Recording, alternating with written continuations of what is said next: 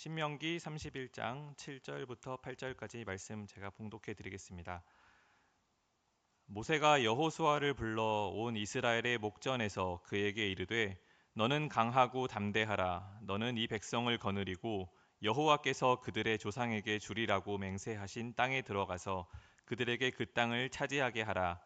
그리하면 여호와 그가 내 앞에서 가시며 너와 함께 하사 너를 떠나지 아니하시며 버리지 아니하시리니 너는 두려워하지 말라 놀라지 말라.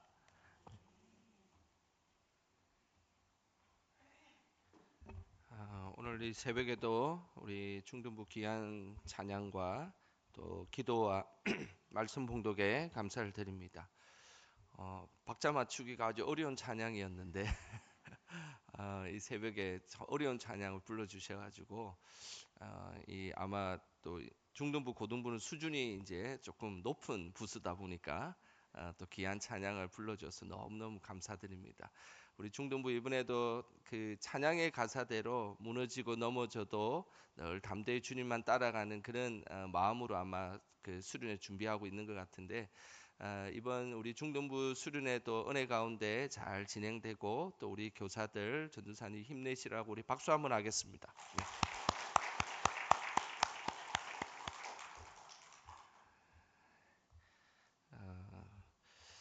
세상을 그 호령하던 많은 영웅들, 그 영웅들의 일대기를 보면 어린 시절에 대단히 뭐 씩씩하고 용맹한 상태에서 또 어른이 되었다라는 이야기보다는 어린 시절에는 너무나 부족하고 초라한 가운데 있다가 여러 경험들이 쌓이면서 훌륭한 리더가 된 그런 이야기들이 많습니다.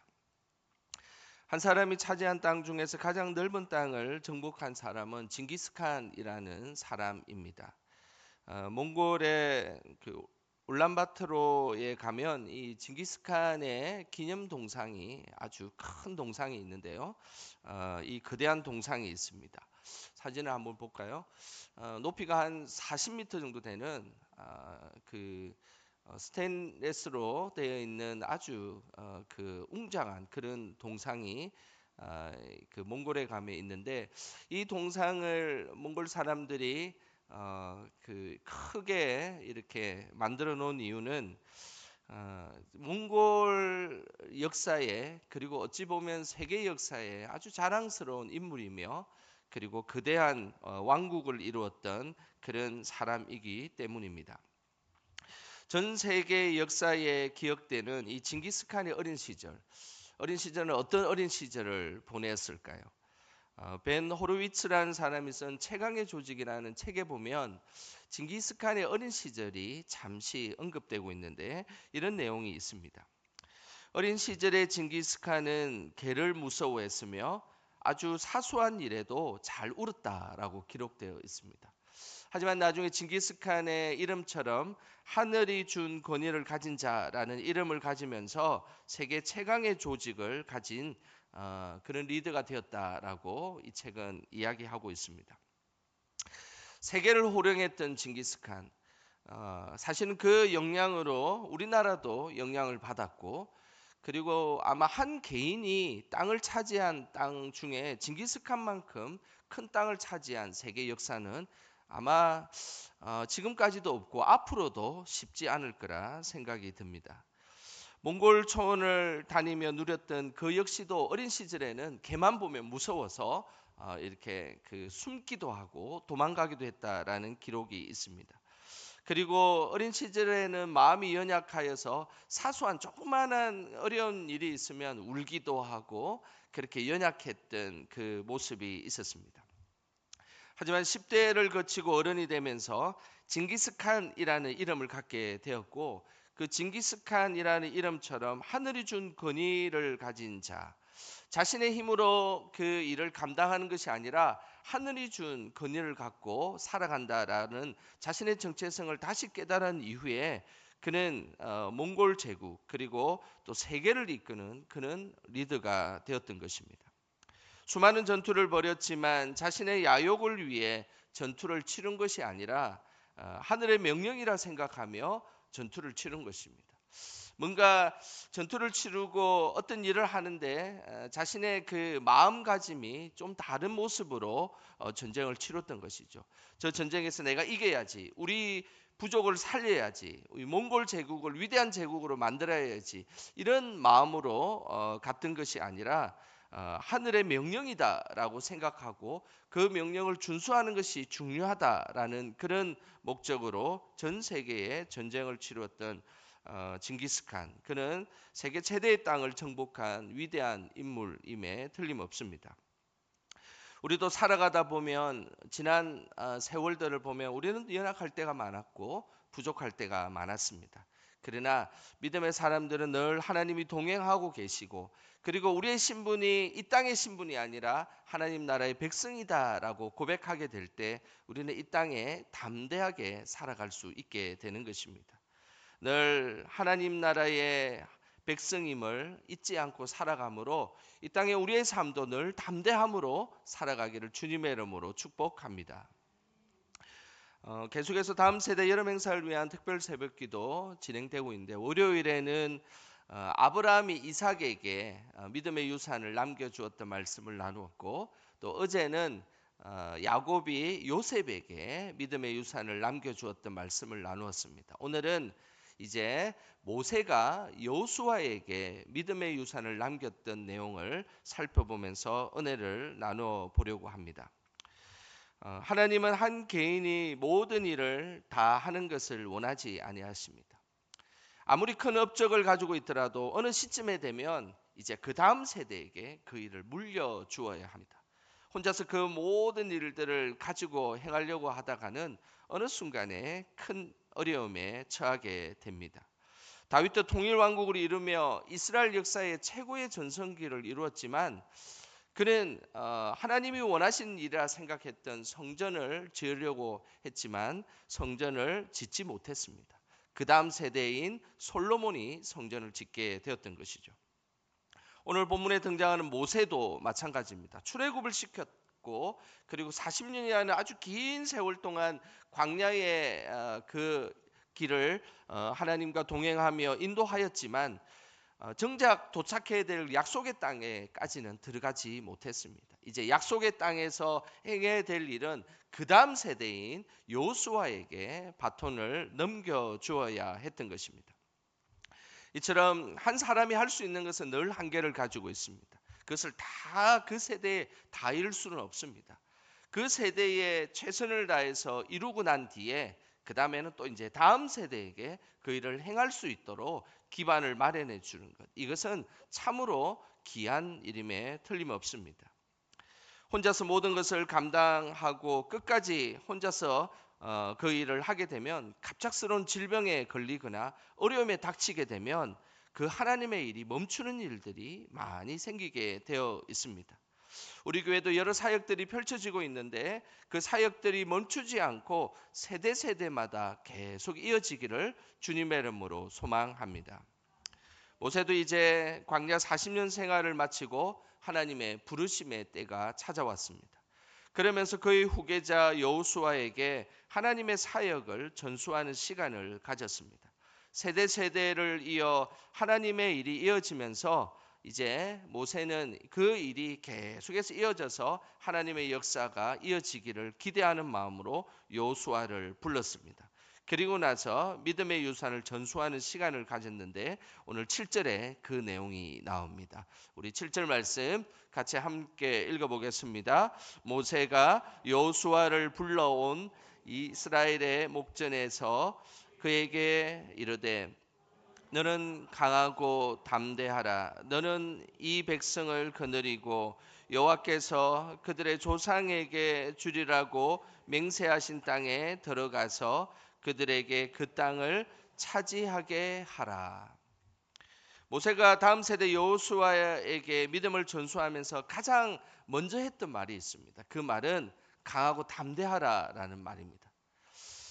여호수아서 시작부터 여호수아서에 끝날 때까지 계속해서 강하고 담대하라라는 이 말씀이 계속 이어지는 것은 여호수아의 삶의 잔이는 정말로 강하고 담대한 것이 필요했기 때문입니다.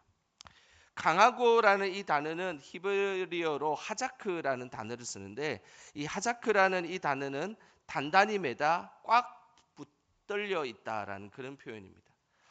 줄을 이렇게 맬 때 아주 단단히 매고 움직이지 못하게 꽉 붙들어서 매는 것, 이것이 강하다, 하자크라는 단어입니다. 그리고 담대하라라는 이 단어는 아마츠라는 단어인데, 용기를 내서 앞으로 나가다, 전진하다, 그런 뜻입니다. 그래서 강하고 담대하라라는 것을 이 종합해 보면 하나님에게 딱 붙어서 용기 내어 그 일을 전진하며 나아가라라는 그런 뜻입니다. 그러니까 우리가 강하고 담대하라, 힘을 내라, 용기를 내라라고 이야기하지 않습니까? 그것은 단순히 그냥 내 자신의 힘으로 용기 내고 힘을 내고 뭐 그런 이야기를 성경에서 하는 이야기가 아닙니다. 우선은 하나님에게 줄을 이렇게, 하나님과 나라의 줄을 이렇게 꽉 묶어 가지고 하나가 된 가운데 그 힘으로 용기를 내서 담대하게 앞으로 나가라라는 뜻이 강하고 담대하라라는 뜻입니다. 모세가 여호수아에게 전한 믿음은 단순히 그냥 여호수아를 불러서 이제 네가 가나안 땅에 들어갈 것이니까 용기를 내라, 힘을 내라, 뭐 이런, 담대하라, 이런 아주 가벼운 뉘앙스로 그에게 이야기한 것이 아닙니다. 모세의 삶에 늘 하나님과 동행하고 하나님과 딱 붙어서 그 일을 진행할 때는 늘 승리하게 하셨고, 그리고 모든 일을 형통하게 하셨던 그 하나님의 은혜를 생각하며 너도 지금 이제 가나안 땅에 전진하며 나아갈 때에 하나님과 딱 붙어가지고 그 힘으로 담대하게, 그리고 용기 내어서 그 일을 진행하라라는 그런 의미로 말씀했던 것입니다. 약속의 땅 가나안 땅을 정복하는 일은 사실은 만만치 않았습니다. 이스라엘 백성들은 40년 동안 유목 생활을 했기 때문에 그의 전투력, 그리고 또 뭐 어떤 일들을 해 나가는 것이 많이 그 어떤 노하우가 쌓여 있는 그런 민족은 아니었습니다. 그때그때 그냥 대처해 나가고 그때그때 살아갔던 민족이었습니다.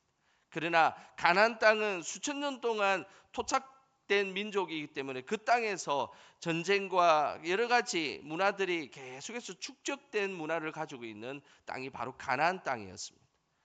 그러니 전쟁을 치룰 때에 얼마나 강한 전투력과 무기를 가지고 있었겠습니까? 이스라엘에게는 정말로 비교할 수 없는 전투력과 무기를 실제로 가지고 있었습니다. 이런 민족과 정복을 치러야 하는 여호수아는 당연히 위축될 수밖에 없었습니다. 그래서 모세는 여호수아에게 제일 먼저 강하고 담대하라라는 믿음의 유산을 남겨 주었던 것입니다. 강하고 담대하라는 말 속에는 여호수아가 자신의 지혜와 힘으로 이스라엘의 어떤 군대의 힘을 의지하라라는 이야기는 하나도 없습니다. 그 속에는 하나님께 줄을 묶은 것과 같이 딱 붙어서 하나님을 의지함을 통하여서 그 일을 진행하라라는 그런 의미가 그곳에 담겨 있는 것입니다. 이것이 다음 세대 여호수아에게 필요한 것입니다. 나의 지혜와 힘을 의지하면 늘 교만한 모습으로 그 일을 진행할 수밖에 없습니다. 그러나 하나님을 의지하는 사람은 늘 겸손함으로 그 일을 진행하는 것입니다. 우리도 주의 일들을 해 나갈 때 늘 하나님께서 공급해 주시는 그 힘으로 겸손함으로 주의 일들을 감당하기를 주님의 이름으로 축복합니다. 모세가 여호수아에게 전한 또 다른 말씀은 그들에게 그 땅을 차지하게 하라라는 말씀입니다. 그들에게 그 땅을 차지하라라는 것은 단순히 우리가 그 땅을 정복하라라는 그런 의미가 아닙니다. 이미 차지한 땅을 분배하라라는 것이 그 원어적인 의미입니다. 정복하는 것과 이미 차지한 땅을 분배하는 것은 완전히 그 땅에 들어가는 태도가 다른 것입니다. 정복하는 것은 이겨야 되고 물리쳐야 되고 싸워야 된다라는 입장이라면, 그 땅을 차지하여서 분배하라는 것은 이미 전쟁의 승리는 끝이 난 겁니다. 그리고 그 땅에 가서 그 땅을 분배하는 것입니다. 하나님은 늘 이스라엘 백성들을 향해서 가나안 땅에 도착하게 될 것이고 분명히 그 땅을 차지하게 될 것이다라는 것을 40년 동안 계속해서 반복해서 말씀하셨습니다. 그것은 하나님께서 이미 그 땅을 성립케 해주셨고 그 땅을 취할 수 있도록 분명히 그 일을 진행하여 주셨기 때문입니다. 아직도 전쟁을 치르지 않은 가나안 땅은 이미 정복한 땅처럼 담대히 나아가라고 모세가 여호수아에게 말했은 것입니다.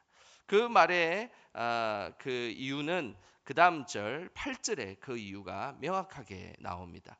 우리 8절 말씀 같이 함께 읽어보겠습니다. 그리하면 여호와 그가 내 앞에서 가시며 너와 함께 하사 너를 떠나지 아니하시며 버리지 아니하시리니 너는 두려워하지 말라 놀라지 말라. 모세는 여호수아에게 가나안 땅을 벌써 차지한 것처럼 이야기할 수 있었던 것은 오늘 본문에 보시면 여호와 그가 내 앞에서 가신다라는 그 믿음이 있었기 때문입니다. 하나님은 늘 앞서 행하시는 하나님이십니다. 뒤에 따라다니면서 우리를 먼저 하라고 부추기는 것이 아니라 먼저 하나님은 앞서서 그 일을 행하시고 그 행하신 일에 우리는 그 뒤에 따라가는 것입니다. 이것이 하나님께서 원하신 믿음의 모습입니다. 믿음의 사람들의 공통적인 모습을 잘 보면 앞서 행하시는 하나님에 대한 고백들을 늘 행하였고 그 능력을 경험하게 되었습니다. 아브라함도 모리아 산에서 이삭 대신 순양을 앞서 준비하신 그 하나님을 아브라함은 고백하면서 그곳을 여호와 이레라고 고백했던 것은 하나님께서 미리 준비하시고 미리 계획하신 것을 믿음으로 고백했던 것입니다. 또한 야곱도 하란에서 고향으로 돌아갈 때에 앞서 행하신 하나님께서 20년 동안 해결하지 못했던 그 에서와의 관계를 하나님이 미리 에서의 마음에 문을 열어주셔서 야곱이 만날 때에 편하게 만날 수 있도록 앞서 행하신 하나님의 손길이 있었습니다. 뿐만 아니라 모세 역시도 마찬가지였습니다. 40년 동안 이스라엘 백성들이 광야 생활을 할 때 중요한 원칙이 있었습니다. 그것은 늘 구름 기둥이 먼저 앞서서 갔다는 것입니다. 그리고 불 기둥이 먼저 항상 앞서서 그 일을 진행했다는 것입니다. 그래서 이스라엘 백성들은 구름 기둥이 앞서서 가고 이스라엘 백성들은 뒤를 따라갔던 그 40년의 흔적, 그것은 앞서 행하시는 하나님의 은혜를 경험하게 되었던 것입니다. 결국 믿음의 조상이었던 모두가 고백하는 것은 하나님은 늘 앞서 행하시는 그 하나님이시다라는 것을 고백하게 되었던 것입니다. 그것은 우리도 마찬가지입니다. 그리고 우리 다음 세대도 이런 고백을 해야 합니다. 하나님께서 우리를 위해 앞서 행하시기에 그 일이 순적하게 진행될 것이다 라고 고백하는 것입니다. 우리 모두가 늘 앞서 행하시는 그 하나님의 은혜를 경험하며 담대히 살아가시기를 주님의 이름으로 축복합니다. 모세는 가나안 땅에 들어갈 여호수아에게 앞서 행하시는 하나님에 대한 믿음을 전수하였습니다. 어떤 한 개인의 확신과 신념으로 강하고 담대하고 힘을 내라, 용기를 내라라고 이야기하지 않았습니다. 모세의 이 120년이라는 긴 세월은 앞서 행하시는 하나님의 그 믿음을 갖게 한 믿음의 행적이었습니다. 그 믿음으로 모세는 여호수아에게 그 온전한 하나님의 그 앞서 행하시는 믿음을 전수하게 되었던 것입니다. 먼저 자신의 살아가는 삶의 여정에 앞서서 그 문제를 다 해결하시고 해결된 곳에 담대하게 그곳에 정말로 걸어가는 그 장군의 모습을 한번 떠올려 보시길 바랍니다. 어떻게 이길 수 있을까? 물리칠 수 있을까? 불안하게 걱정 근심으로 걸어가는 장군이 아니라 모든 것이 다 해결된 후에 그냥 무혈입성하듯이 들어가는 그 장군의 그 모습은 정말로 담대하고 용기 있는 모습으로 비치게 될 것입니다. 여호수아도 마찬가지였습니다.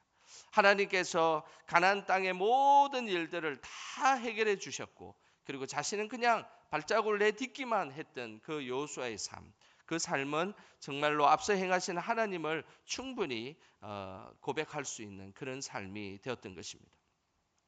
이제 계속해서 믿음의 선조들이 이었던 그 앞서 행하신 하나님의 고백, 그 고백은 여호수아에게도 고스란히 그 믿음이 담기게 되었습니다. 이제 모세도 생의 마지막 순간에 앞서 행하시는 하나님의 은혜를 말씀했던 것처럼 여호수아도 자신이 이제 마지막 생애를 다하는 그 110세가 되는 그 해에 여호수아도 또 그 다음 세대에게 이 고백을 하게 되었던 것입니다. 여호수아서 24장 12절 말씀입니다.